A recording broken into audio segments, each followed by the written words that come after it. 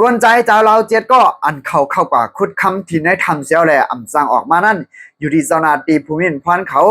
กว่าทั่วพันเย้าหากก็คืออยู่ทางสองก็ยังตึกจอมหาอยู่ในขณะเลยลองตั้งเขาในมีจะหือเปลี่ยนจะหือไหนเฮาขามาฮับทำยินกว่าจอมกันคณะและเมื่อได้ก็ถึงมาวันที่27 เดือนปี2020ขณะอยู่ที่ข้องข่าวไทยเขาหลายๆข้องอันเป็นตั้งการมันตั้งนำดังหลายแหละข้องข่าวลาวจะได้ลงไว้ดังนำดังหลายในสนามก้าข้องข่าวผ่ายใจเทียมก้นในเมืองไทยเนี่ยก็อะไรล่วงไว้ขนาดเกี่ยวกับไปลองข่าวเงาได้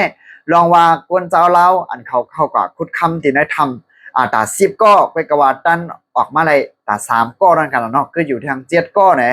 อะไรคำไม่อยู่ได้ทำจะเมื่อวันที่19 เดือนปี2026นั่นกันนะออกมาอะไรกันเนาะขนาดโฮมกันอะไรใจเทียมว่าใจเทียมยาวเนี่ยก็ข้าจะกูไล่ตั้งนั่นกันเนาะถึงมาวันเมื่อไหร่วันที่27 เดือนปี2026ก็ผู้ก่อนกว่าทุบหันอ่อนตั้งได้จะเป็นมิสเตอร์มิโกปาซี่เนี่ยจะเป็นเซาคือผินเหรียญค่ะโยเนาะ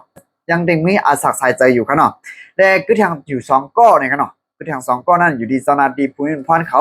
ยังตึกสอกหาอยู่ห่างผางมันเนี่ยกันนะอันนี้ก็กวนเฮาค่ะแน่เลยว่าจะเกี่ยนได้เดียวว่าค่ะเนาะจะเมื่อวันที่29ค่ะเนาะเมื่อได้พอเปลี่ยนวันที่27แล้วค่ะลูกนะเพราะว่าวันที่29เนี่ยก็เตรียม10วันแล้วขนาดเนาะอันนี้ก็ได้ว่าตั้งคัดใจ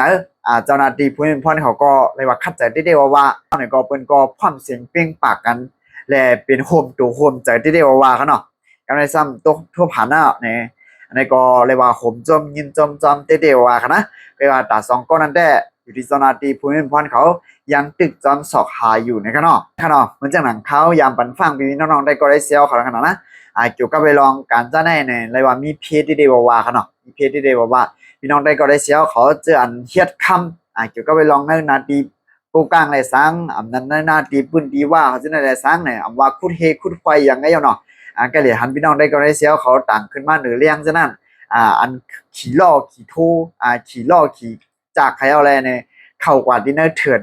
เข้ากว่าดินเนอร์คูจะนั่นค่ะเนาะเพราะว่าเข้าผัวในเนี่ยผลร่วมก่อเตะโตกแห้งหรือสินั่นก้าเนี่ยดินก็จางหยดเพราะดินหยดก็มันในขนาดเนาะจังออกมาอะไรเนี่ยอันนี้ก็เปลี่ยนเพจังถึงอาสาใส่ใจเนี่ยเมื่อเขาคันได้เดิมเหมือนหนังว่าจังเขาย้ำว่านั่นขนาดนะแต่ว่าเปิ้นเตเอาไว้จะไว้คอยไว้การไว้งานดีงามๆแหมอาสาใส่ใจกวนของในเขาคาก็เลยหันกำบันนะแม่อันป่วนมาเนี่ยเขาขำเพราะไว้อาสาใส่ใจกันได้ว่าขนาดอันดีเซเปิ้นได้เจ้าเก่าขึ้นพังสตีเจ้าเก่าในดีเซเปิ้นขนาด